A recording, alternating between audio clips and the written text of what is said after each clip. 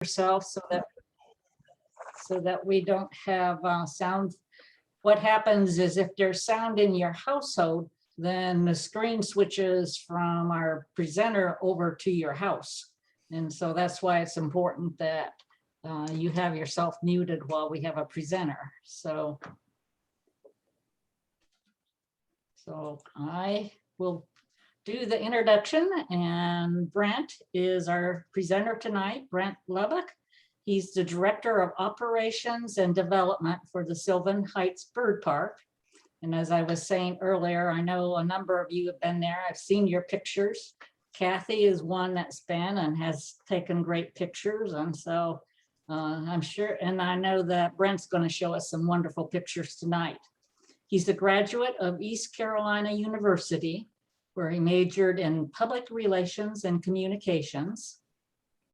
And you were actually involved from the very beginning with the development of the bird park, weren't you? Oh yeah, no, I've been around for a long time, from the mountains to here, so yeah. Yeah, that was in 2006, and he was in charge of marketing and membership. And in 2016, Brent was awarded the Hancock Memorial Award by the International Wild Waterfowl Association, which I've never heard of that award. So maybe he'll tell us about that a little bit. It's not that big a deal. It's just, always people throw in awards. It was for us doing a workshop, so. Well, it sounded pretty good. And then he's currently the chair of the North Carolina Science Network. He's been involved with birds since he was a young person, his entire life. And he's dedicated to teaching others the importance that birds have in our world. So that fits right in with the goals of our club. Excellent. He's been a leading facilitator for education and economic growth in Northeastern North Carolina. So I'm going to turn it over to you, Brent. Well, thank you all for having me here this evening. I know you probably know a lot about birds, and I'm hoping that tonight I can share some more information on what we have here at Sylvan Heights. And not only I hope it inspires you to come visit us, but inspires you more doing what you're doing when it comes to the enjoyment of loving birds. So I do have a video I'm going to show, but before I go into that, I'd like to show you a few little feathers and eggs and talk a little bit about that before we show the introduction video. So I'm going to shake it up a bit if that's okay with all of you guys watching this evening. So the park is made up of over about 250 species of birds, 2,500 birds total. And there's a private side too that's been here since 1989. So that's how long the folks and I have been in Scotland Neck. Park actually opened in October of 2006. So we're actually celebrating 15 years now. And our main focus is waterfowl. We've always been focused on waterfowl. That's ducks, geese, and swans, of course. And we have one of the largest collections of waterfowl in the country and probably in the world. We have almost all 8 species of swan. We have almost all 30-some species of geese, and then over 100 species of ducks. However, when we opened the park, we realized people were going to be coming out, and there's a lot of educational opportunities. And as you know, waterfowl go through molts, and they're not always in the brightest colors, but when they are, they're absolutely beautiful. So when people came out, it was important that we had other things that they could see. And there's not a lot of other places you can come and see a variety of birds. So with our connections with zoos and other facilities, we were able to expand the collection when we opened it. So we have quite an amazing large collection of birds, from flamingos, being the Chilean flamingos, the Caribbean flamingos, and then one particularly that we work closely with, the lesser flamingos from Africa. And then we've also increased on our pheasant collection, our parrot collection, and we have a variety of birds of prey. I will do a shout out. If you do like birds of prey, please, if you're in the Charlotte area, please go visit the Carolina Raptor Center. We work closely with them, and they do a lot of rehab for birds of prey in this state, and I think they do a great job of it. And then the other thing that we've just increased in our collection is pigeons. And as you guys know how pigeons are, the dodo is one of the most famous pigeons that went extinct. And the pigeons that we have all came from a collection that was in California that is one of the most biodiverse, most important collections in the country, which consisted of Victorian crown pigeons, Nicobar pigeons, and pheasant pigeons, and other pigeons that I'm forgetting to tell you. But let me tell you, if you go see our new exhibit, you're going to see a lot of these pigeons and in large flocks. And we've also built a prop building for raising those. So I know this is weird. Normally I start off with a video, but I just want to kind of shake it up a bit. You guys can wait on the video if you don't mind. When we're raising a lot of exotic species, we have to use wooden eggs. Sometimes the parents won't sit on the eggs. And if we don't put something underneath, they, if we have to take the eggs away, they might stop laying. Farmers used to use old doorknobs, and that would stimulate what was underneath if you had to take a rare species or anything underneath. So we use a wooden egg. And normally, if this was a live presentation, and hopefully one day maybe I can come down your way and do one, I'd pass out a wooden egg, and if you dropped it, I wouldn't allow you to see the real eggs I'm about to show you that are empty. But still, that's a wooden egg, and size is the most important thing. You know, smaller ones for, like, say, ducks, medium size for, say, a goose, or a very large one for, say, a swan. The coloration is not as important, but the size is very important, so they feel like that's there. And most birds will lay a full clutch before they start to incubate those eggs. So you can actually put eggs out in sand for a little bit before you get your full clutch, and then you incubate them. And then we even have, other than incubators and hatchers, we have a machine called a fluffer upper. So once they come out, we put them in a fluffer upper, which dries them off before they go to the next stage. But we do like to try and leave them with the parents. It's just we have to choose which species we feel are safe enough to do that with. Now, this is, of course, like a goose egg, regular egg. As you can see, there was no fertility, so we emptied it out. And eggs are so unique. And one of the things we have a display out in our bathroom, like a quail egg. I mean, just the sizes of eggs is amazing. But I think the coolest eggs are probably in the ratite family. You probably know a lot of those. That is an emu egg. It's a little older. Emus are from Australia. They're the second largest or third largest bird in the world in the ratite family. They lay large eggs. They don't fly. And this one, even in Australia, the Aborigines will carve on the shell, and then you can get designs because the shell is such a interesting texture. Emus actually have 2 feathers on their bodies. So whenever you see one feather, there's actually 2 feathers coming out. They make an amazing vocalization. It's like a bump, bump, bump, bump sound with their chest. And then you have the ostrich egg, largest egg produced by a living bird. You can actually put about a dozen chicken eggs in one of these. The other thing is, in the wild, bushmen will actually empty these eggs, put water in the eggs, cork the egg, bury the egg underground, and that is what will keep the water cold. And they'll come back and then find the egg and drink out of it. So it shows you how much these eggs, how amazingly strong they are and what can be done with them. But that is the largest. The other one that's a large bird is the cassowary, which we just have 2 new chicks. They're probably the most prehistoric looking birds you've ever seen. They're very young right now. They have amazing faces and very long toenails. And yes, they are considered one of the most dangerous. They have killed people in the wild because they're like little velociraptors. So we have to be very careful when they get too big. The other one is the rear. And then the last one is the kiwi, which you can see up in DC. Kiwi, it's about like my head size, a little bigger. And it lays an egg, but it actually keeps the egg inside of it until it gets ready to actually hatch. Then the egg is deposited and it will hatch out. So it's a very unusual bird, not as big as an ostrich or an emu, but still lays a very large egg and cannot fly. So that's just a taster of things. If you guys are ready, I'm going to share and show you the video to the park, and then we'll talk a little bit more if that sounds good. All right, here we go.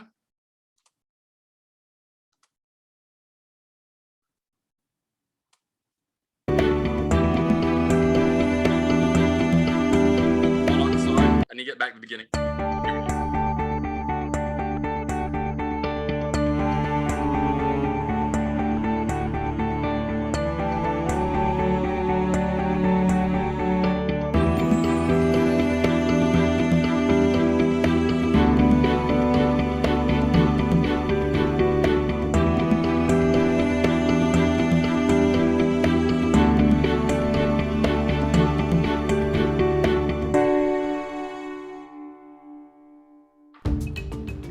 Welcome to Sylvan Heights Bird Park, one of the country's largest avian conservation centers, housing more than 2,000 exotic birds from around the world.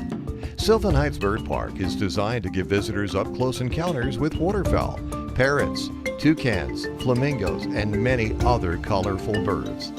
The park's large walk-through aviaries feature birds from South America, North America, Eurasia, Africa, and Australia. Visitors are invited to make some feathered friends in the landing zone, where children and adults alike delight in hand-feeding colorful parakeets and flamboyant flamingos. The Wings of the Tropics aviary introduces visitors to fascinating tropical birds from finches to fish eagles. The lower edge of the park is bordered by a natural wetland teeming with native wildlife.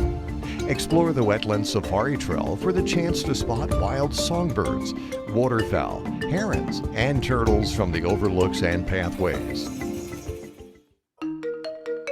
Education is at the core of Sylvan Heights Bird Park mission.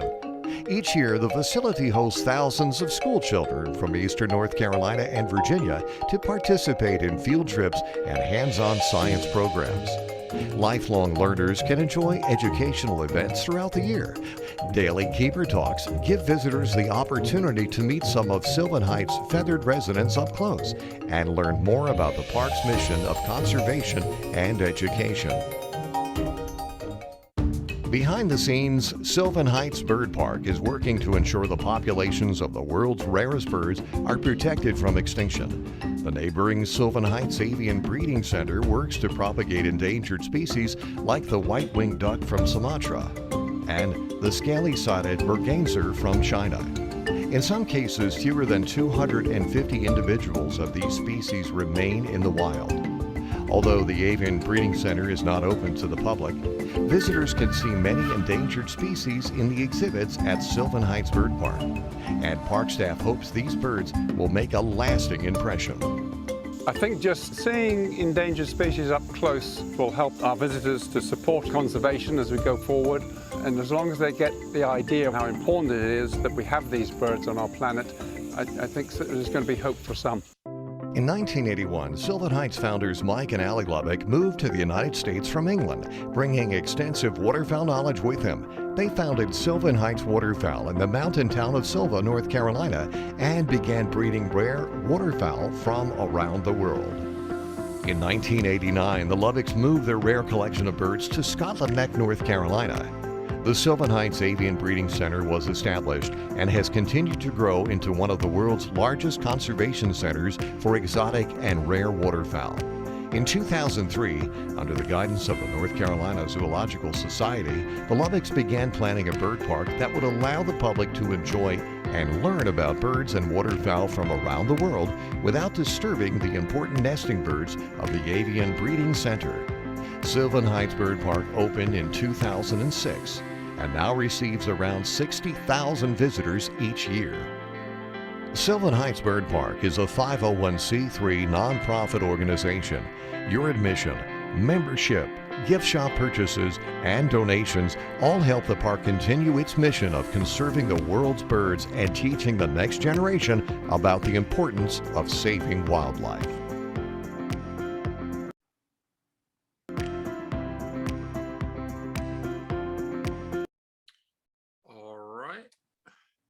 Hope you guys enjoyed that okay. It just kind of gives you a brief taste of what we have here. And I swear every time we do a video, we add some new components. So it doesn't always get everything that's at the park. But if any of you watch PBS, they actually did a piece on us just this last week, this last Thursday on NC Weekend, which was actually quite good and gave some explanations on the newest exhibit that we've just added. The next thing I'd like to talk to you guys about, if you're interested, are feathers. There's a lot of feathers here at the bird park, of course, because we have a lot of birds. And some of those feathers are from birds like the Turako. It's the Lady Ross Turako. What I love is just the different colorations that you can find on all these different birds. And the other thing that's amazing about it is it's not just a simple color. You know, you see a bird, you think it's black and white, but actually it's not, because based on the way the light hits it, those colors can change in the light. And I'm going to use the wrong words, but you know, there's a pigmentation that does that, which is amazing. There's also some color variations that happen with birds, especially if you have some birds in captivity. You might not see it in the wild, but say in our landing zone where you can hand feed parakeets, a regular parakeet from Australia would be the green and the yellow, and that one you'll see a lot of. But we still have a color variations where there's some blue and some yellow, where those pigmentation just takes over the bird, and that's the main color. There's also birds that are leucistic. which is just white or just brown or just silver, such as the wood duck. You can get those color variations, which is different than albino, which is a lack of pigmentation. And most of those type birds wouldn't survive well in the wild because predators could easily find them and it wouldn't go well, shall we say. Other birds that we have, of course, are macaws. And a lot of the macaws and parrots we have here are rescues. I'm sure a lot of you are aware, a parrot or macaw can live 70 to 80 years. So it can outlive most owners. They have a very strong bill that goes with them, and they have a mentality of a 3-year-old. I love parrots and macaws, but you have to understand what you're getting yourself into if you have one as a pet, because it's more than just a cat and a dog. They can be the greatest thing in the world, but you really need to know when you get one, what you're getting yourself into, and also have a contingency plan if anything happens. When we take these birds on, we have to make sure they have appropriate vocabulary. Being a public attraction, we don't want to take on a sailor parrot. We might be in trouble if it's out in the park.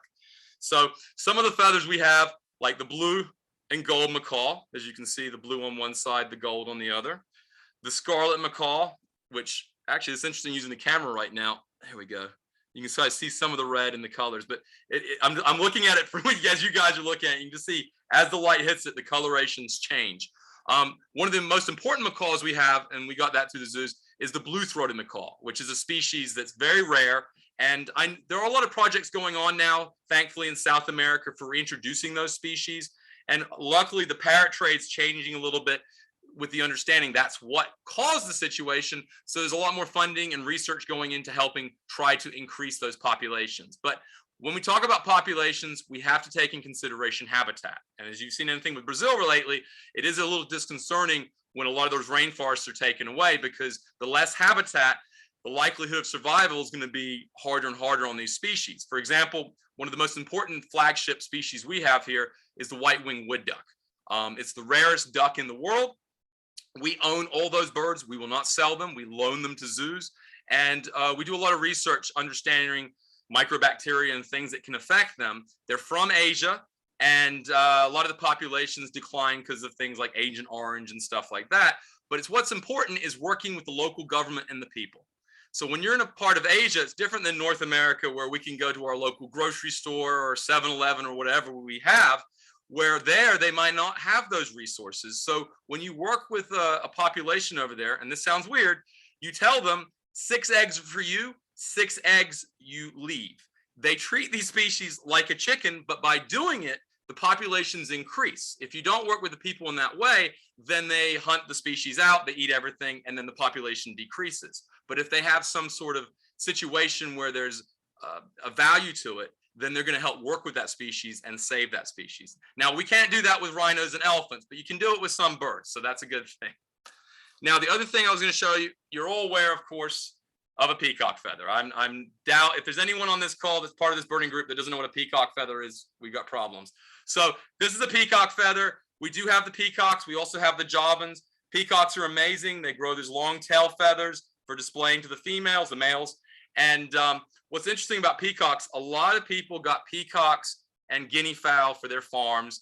And they are good predator control. They're good alarm systems, but they can also leave quite a mess. So you need to be prepared when you have a peacock or a guinea fowl. Guineas will keep down tick populations. The other one we have that's like a peacock, but it isn't, it's a pheasant, is the Argus pheasant. I'm gonna try to see if I can do this well. This one might be better. These are the side feathers. And if you can see, almost like olives on the side here, which is amazing side feathers. But just like the peacock, they grow these side feathers out, and they grow like little other little colored feathers. And this is for all displaying to the female, but the most impressive feathers the Argus pheasant grows are the tail feathers. And I'm gonna have to step back to pull this off, but this is like one of those. So these feathers go all the way here. So we're seeing how long they are.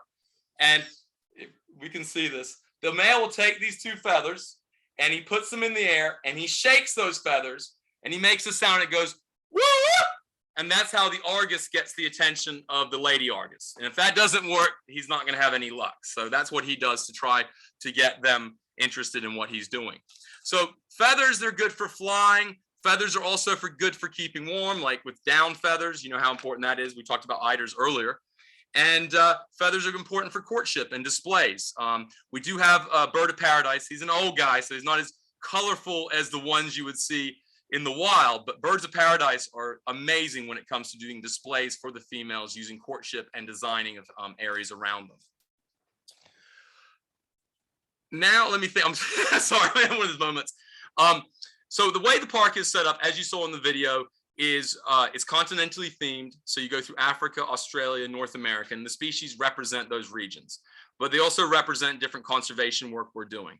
And I would like to share one more video because I do know that you guys were interested in numbers. And we do have a lot of endangered species here. We have about 18 different endangered species in the park. So if you guys are ready, I'm going to put on one more video if that works. We on screen share? Let me go. Sorry. Oops. Oops.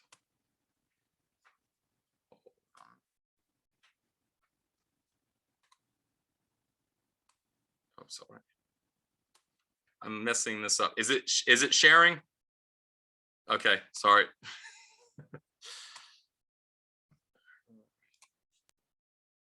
Okay. Is sharing now. All right, and now if I go to the other video, sorry. Here we go. I'm gonna press play. Hi, I'm Julie Connolly from Sylvan Heights Bird Park, Scotland Neck, North Carolina. At Sylvan Heights, you can visit more than 2,000 birds from around the world, including 17 endangered species. Endangered is a word that's used quite often in conversations about wildlife, but what exactly does it mean? A species is classified as endangered when scientists and conservation organizations determine that without special protection, the species will face extinction in the near future. An endangered species may have a worldwide population of less than 2,500 individuals and a 50% chance of extinction within 10 years. At Sylvan Heights Bird Park, we're working towards the conservation and public awareness of endangered birds. We know that when visitors meet these amazing birds up close, they will understand the importance of saving them.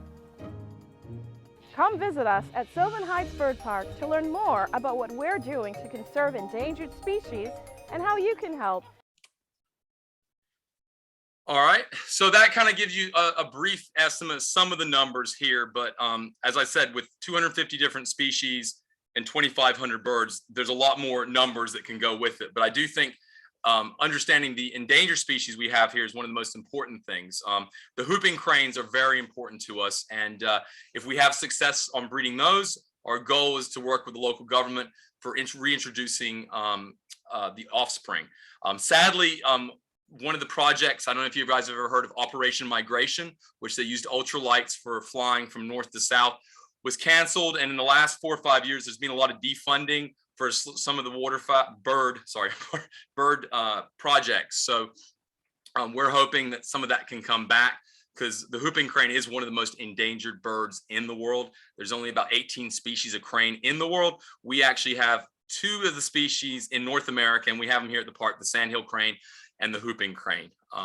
And one of the things I'm hoping to one day do is go out west and see the great migration of sandhills that I've heard such great things about too.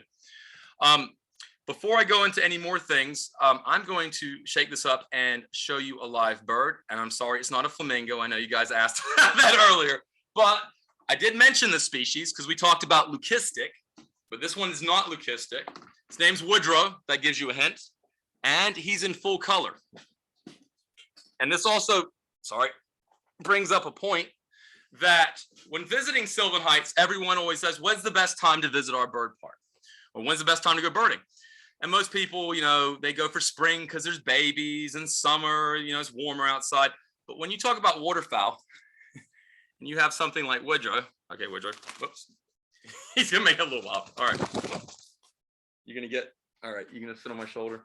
All right, hold on. Sorry, guys. I'm gonna hold him this way. So that's Woodrow, our wood duck, who's one of our education birds. I know he's doing a full stride. I find wood ducks to be one of the most beautiful birds out there. I know they're found, and in Europe, I don't know if you guys are aware, they call them Carolina ducks, which makes sense because you can find a lot in North Carolina and South Carolina. But I mean, not just the colors. Just look at his, like, the feathers on the back of his head and the side. I mean, wood ducks are amazing. Now the females, of course, you know, they have the browner colors. They blend in with their surroundings. And if you've ever seen a mandarin, which is, I consider the main Asian counterpart to a wood duck, the female mandarin is actually almost the same coloration as a female wood duck. However, the female wood duck has a little bit more green on her wing. So you can see, even though a male wood duck and a male mandarin do not look very similar, except they all have very bright colors. Mandarins actually were used to be used as gifts. I think it was in China, they would give them as wedding gifts. I know there's not as many mandarins to give to as many people that live in China now, but that was one of the things they did back in the days.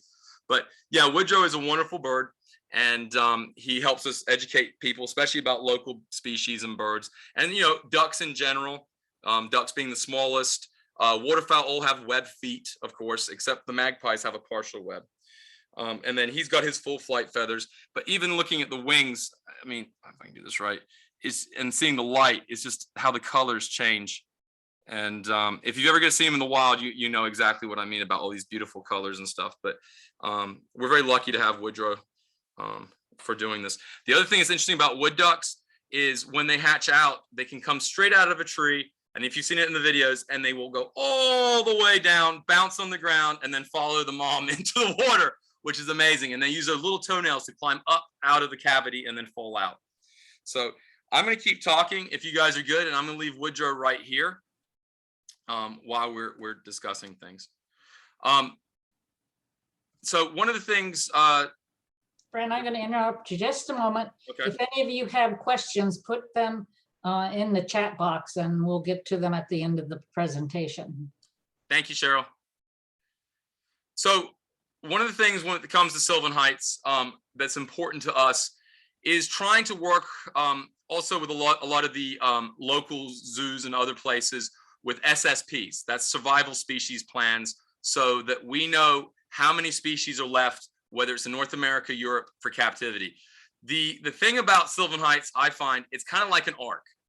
If a population disappears in the wild, we have offspring and birds that can be introduced. Now, I'll be honest with you, an adult pair that's being raised in captivity is kind of like us. We probably wouldn't do so well in the jungles right now if we just threw us out there, but the offspring can be reintroduced, and it has been done quite often, where you set up a makeshift pen, and then the babies would be introduced to that, and then they would be released, and they would go from there. So that's how a lot of introduction programs kind of work in different countries, is making sure you set that up. But habitat is not only important for the birds, but it's also important for us to understand the habitat, because when you're raising birds, you have to understand what they nest in. Some nest down low, some nest up high. And if you don't have the adequate nesting setups, then the species will not be able to do what they need to do. One example of that is my father's success with the red-breasted goose. It wasn't as much as nesting as with lighting. They come from Siberia. They have 24 hours of light. So when they were trying to breed these birds, they weren't having much success. So they decided to put spotlights during the breeding season. Giving them those lights, the birds felt comfortable and they were more likely to breed, and then there was offspring. The other one is flamingos. You see a flamingo, you might think, okay, there's a dozen flamingos. They'll be fine. They can breed. Not true. We actually have a barn for the flamingos to go into. It has mirrors. Flamingos feel like they're in a large flock. They're more comfortable to breed. So you have to create the situation for them to feel comfortable for breeding. And then the other thing that's interesting is breeding plumage. We have a bird called a ruff that actually ECU's been doing a project on. The males, if you know what ruffs are, they'll grow these beautiful brown, black feathers for displaying to the females. Problem is the males most times aren't doing their courtship. They're just fighting with one another, except for one male who does not grow out the brown and black feathers. He stays to look more like the female. So when the other males are fighting, he goes over and sees the females and does his thing. So the bird world is a very interesting world. We're always learning new things. Something else that I think is interesting, if you guys watch anything with NASA, last year there was two ladies, two women that were able to walk in space together for the first time. One lady was named Kristen Koch. She was a NC State grad. And the other one was named Jessica Meir. Well, Jessica Meir actually did a project here. She'd also done a project with penguins and walruses. The project she did here was with our bar-headed geese. Bar-headed geese are one of the highest flying birds in the world. And what she was trying to study is how can these birds fly at such high altitudes without having to use so much oxygen. So she came here, imprinted a flock of these geese, took them back to British Columbia, flew them in a wind tunnel with oxygen masks. And what she learned is when the geese get up to such a high altitude, they slow their breathing down. So they're not taking the breaths we're taking, they're taking smaller breaths. The same goes for the demoiselle crane that we have. Those also fly at high altitude, they slow their breaths down. And of course, from her research, they chose her to be a NASA astronaut because one of the most important things you need in space is oxygen. So she's doing that, and now she's actually training to go to the moon because they have a whole, I think it's Project Artemis or something, where they're trying to put the first woman on the moon. So to me, we're still at the beginning stages of learning how birds and animals do what they do. So when you're watching a bird, you know, we take in the beauty, we take in the sounds, but sometimes just taking in why they do what they do is also impressive. I mean, seeing the birds when I think it's the murmur, blackbirds, when they do those amazing dances, it's unbelievable. I don't think we have the blackbird populations we used to have. And I'll tell you an interesting thing about Scotland Neck. Before we moved here in 1989, this town, which is popular for, other than the bird park, parking in the middle of the road and no traffic lights, made international news in the late 70s because they had one of the biggest blackbird epidemics in the world. All the blackbirds descended upon our little town in those years, and the defecation was so bad in the woods, people had to put boots on because it was almost like snow, and they had to bring in the Coast Guard to try and scare the blackbirds away. But till this day, they do not understand why so many birds descended upon one area. And so, you know, here we are, a bird park in a town that was known for this, which at first, a lot of people got a little nervous. They thought Alfred Hitchcock was meeting them again. But you know, luckily, we've done a lot of help for our town over the years, so it's going very well. But yeah, we've done 15 years. We're continuing to do 15 more years. The one challenge is there's not as many animal facilities or places doing the work they're doing. I think COVID has affected a lot of places. So hopefully next spring, schools will get back to coming to visit places and we can continue doing that work. We've been lucky. The one positive, and I hope you guys jump on this, especially with young people, is people are getting outdoors. For us, we're seeing a lot more people getting outdoors, embracing that. And that makes me happy to see people doing that. And I think it was being stuck inside for so long. People want to get outside, see the animals, see the birds, and see nature in general. So that's been a wonderful thing. But if it's okay, I'd love to take some questions now. If anyone has any questions, they can, I guess, just do it in the chat. Or how old is Woodrow? That's a good question. Woodrow the wood duck is actually about 4 or 5 years old now. So he's still young in wood duck years. Whoop, hold on, maybe. Are you gonna, whoops, hold on, whoops. All right, sorry. Woodrow. I'm gonna put him on the keypad in a minute. He's such a funny little guy. All right, let me say hello to them again. But yeah, he's still young. So he's gone through about 3 or 4 molts, and but he's a wonderful ducky. Any other questions? I'm sure you guys have some questions. You can ask me any questions. Okay, he doesn't have a mate yet. He actually does have a girlfriend. I'm gonna tell you, it's not a wood duck, but he's got a friend out there he hangs out with, so he's not lonely. Are the wooden eggs used to stimulate egg laying or to replace eggs that are being incubated? They're basically we only use the wood eggs to stimulate the egg laying. Yeah, most times they're put underneath to stimulate the laying. I wouldn't say they're being replace eggs that are being incubated. On occasion, like the endangered ones, if we have to take away and we want to get a second clutch, then yes, it would be, we'd remove that egg and put another egg and we'd incubate those eggs, because if it's a rare species, we'd like to try and get more. How high does the goose and swan you mentioned fly? I can't give you exact numbers, but let's just say they fly over the Alps. So if you know the exact height of the Alps, that's how high they fly. They fly to the point where the pilots actually can see them from their cockpit. So it's a very high altitude. Yeah. Okay. Can you talk more about your sources for getting your birds? Well, when it comes to waterfowl, our sources are mainly us. We're the main waterfowl breeders in the country, ducks, geese, and swans. And so we had to be very careful over years, you know, with the breeding of those. But we do work with trading out some birds with different facilities. And there's a place called Ripley's that also has waterfowl, but their focus is more on the colder species. We can keep a few things, but we can't keep the really colder species. And there's another place called Panola that also has some waterfowl, but we're mainly waterfowl. And then the way we get other birds sometimes, like we have a saddlebill stork and a hornbill. What happens is some zoos cannot house all these birds, and instead of it being shoved in a corner, we bring it here, and it's an educational ambassador. And if a mate comes along, that's wonderful. We'll pair it up. So those are more birds just for people to be able to see, but giving them a home because another facility couldn't house them.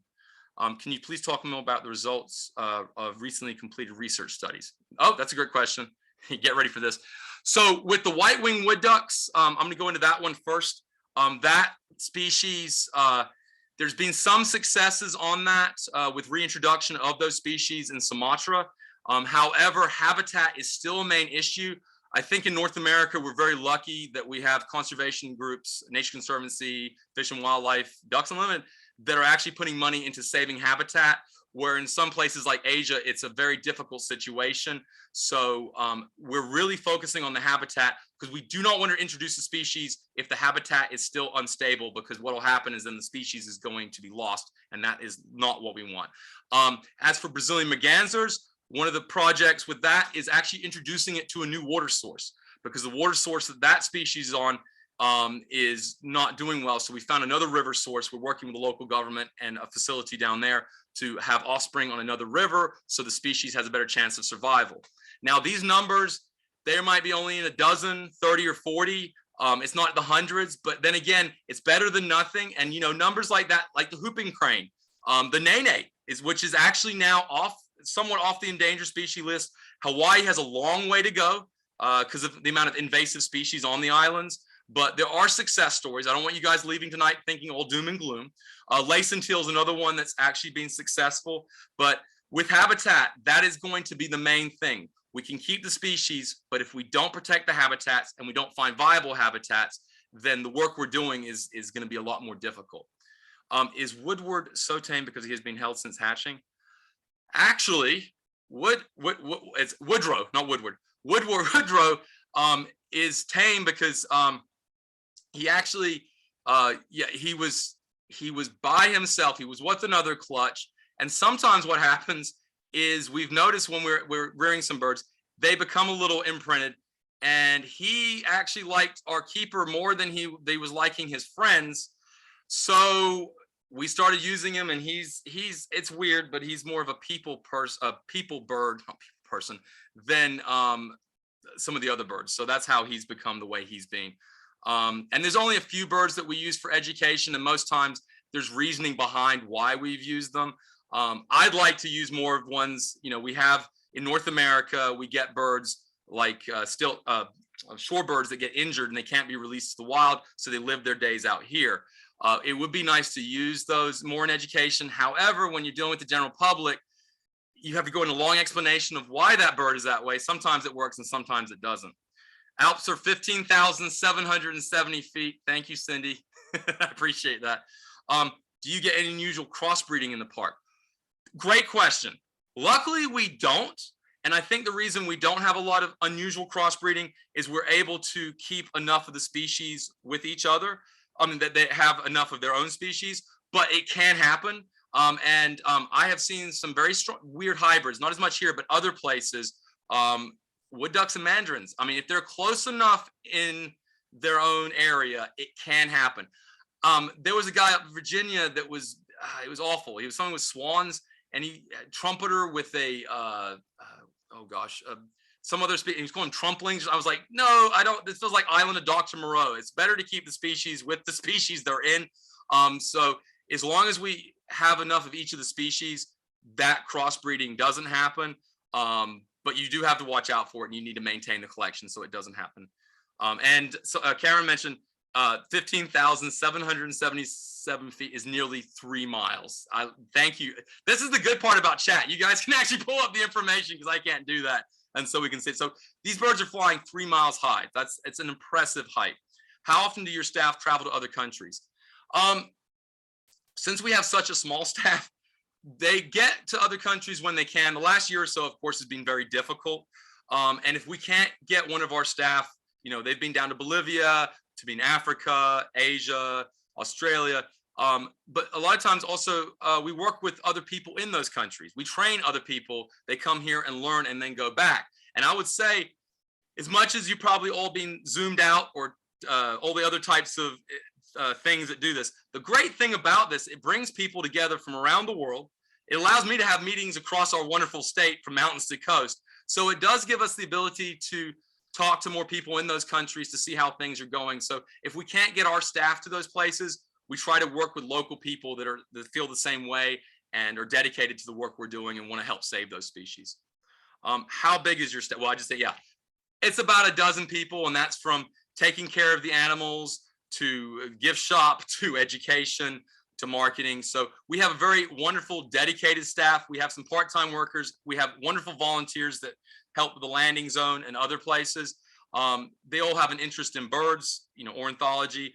But our aviculturists also, a couple of them are carpenters and plumbers and other things by trade. They've gained that knowledge, which has been important with construction of exhibits, especially our newest exhibit. We added a new exhibit with a pair of crown cranes that came from out west from this lady who had an amazing collection of pigeons. And I think I was talking about earlier, but that collection of pigeons is one of the most biodiverse pigeon collections in the country. She did not want it to get spread out so we can keep an eye on the genetics with the crown and the Nicobar and the others. And they were able to get the funding together, and we just built this new exhibit. We opened only 2 weeks ago called Birds of Paradise. And you're able to go in, see these pigeons, also some plum-headed parakeets. It's walk-in, very large, so the birds can get where they need to get, but the people can see them. So it's an amazing kind of habitat bird exhibit. And we also built a propagation building. It's not on view to the public, but it allows us to be able to breed the birds safely without the public bothering them. We can set up the exhibits safely for what they need. And our guys were able to do the welding and the plumbing of it. And so I'm very, very proud of our staff and the accomplishments they have. I look forward to visiting. Thank you. How did you start to get interested in birds? How did I get started interested in birds? My name is Brent, which is named after a goose. Brent would be the American version, but I was born in England. My parents are Mike and Allie Lubbock, who started Sylvan Heights. So I've been in the bird biz this all my life. Like Woodrow sitting in my lap, most people grew up with cats and dogs. I grew up with birds. So I've been around birds all my life. I actually got to, when I was about 15, imprint a flock of snow geese, which was used in a BBC documentary back before all the CGI, except for the blue screen. They were able to do that. So the snow geese were flying over New York City, which was actually a field out here in North Carolina over a blue screen. So I've had amazing experiences, and I just feel that my opportunity is a little different than my parents, but if it's a way I can make people more aware of birds and appreciate birds, that's why I'm into this, and that's how I love birds. And the one question people ask, what's my favorite bird? It's probably on here maybe. It's whatever bird I'm working with, because there's such a variety. I don't just have a favorite. They're all really cool and different, from the brownest one to the most colorful one. Is there any cams we can view in the breeding building? Good question. Not in the breeding building, but we are working on our bandwidth. I don't know how Wilmington is, but up here we have very slow bandwidth. So we do have a camera in our incubator downstairs, which we put birds in, sometimes is live. And then we're trying to get more bandwidth so we can put more cameras throughout the park. Because yeah, it would be wonderful if everyone could kind of tune in and see what's going on. But internet usage out here in Northeastern North Carolina is still a bit of a struggle. So we're still working on that one. And now, did I miss any questions? Let me make sure.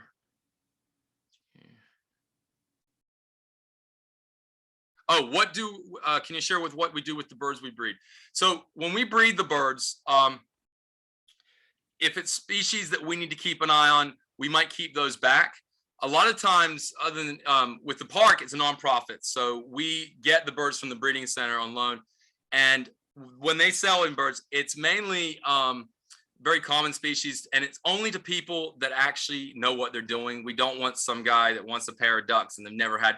So they need to have a good setup. They need to have something right for that. But a lot of times also trading with zoos. So it might be the zoos are opening a new exhibit and they want some North American or African or Asian species. And so we'll trade some of those so we could have another species of bird on display here that they might have that they can't keep. So that happens more than anything when it comes to the bird collection. As I would say in our business, none of us are rich. I think anything, we're feather millionaires because that's what we have, lots of feathers. It's not a money thing. It's really a love thing.